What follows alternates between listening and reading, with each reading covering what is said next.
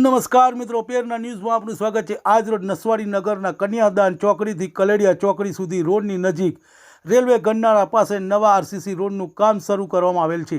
આ કામ સરકારની ગાઈડલાઈન પ્રમાણે કરવાનું હોય છે। આ રોડનું કામકાજ દેખરેખ રાખવા માટે જિલ્લા પંચાયતના નાયબ કાર્યપાલ ઇજનેર અને એસઓને જોવાનું હોય છે, કારણ કે તેમનું આ કામની મંજૂરી કોન્ટ્રાક્ટરને આપી છે, જેથી આ સરકારની ગ્રાન્ટનો ઉપયોગ થવાનો છે, નહીં કે પોતાની ગ્રાન્ટમાંથી કરવાનો હોય છે।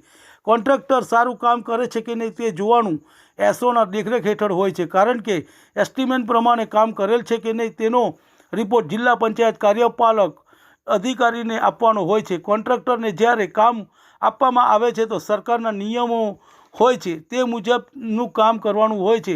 હવે સરકારના નિયમ મુજબ કામ કરે છે કે નહીં તે જોવાનું એસઓની જવાબદારી હોય છે, અને છટકે તો નાયબ કાર્યપાલકે જોવાનું હોય છે।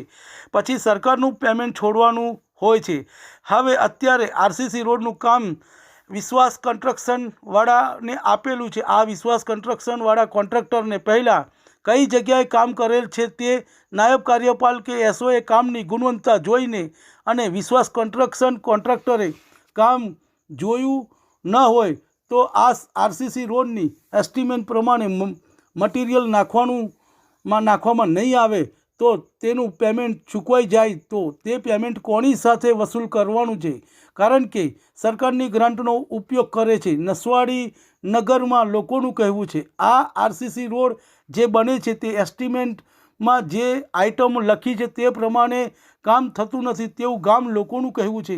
હવે એ જોવાનું રહેશે કે વિશ્વાસ કોન્ટ્રાક્ટર આરસીસી રોડ બનાવે છે ત્યારે નાયબ કાર્યપાલક અને એસઓ એસ્ટિમેટ પ્રમાણે કામ કરે છે કે નહીં તે જોવાનું રહેશે, અને એસ્ટિમેટ પ્રમાણે જો કોન્ટ્રાક્ટરે કામ થયું નહીં હોય તો સંપૂર્ણ જવાબદારી નાયબ કાર્યપાલક અધિકારીની રહેશે, અને આરસીસી રોડ સારો નહીં બનેલ હોય તો જિલ્લા પંચાયત કાર્યપાલક અધિકારી સાથે કાગળો લઈને તપાસ સોંપીશું તેવું ગામ લોકોનું કહેવું છે। રિપોર્ટ ભરત ભરવાડ, ચિરાગ રાઠવા, નસવાડી।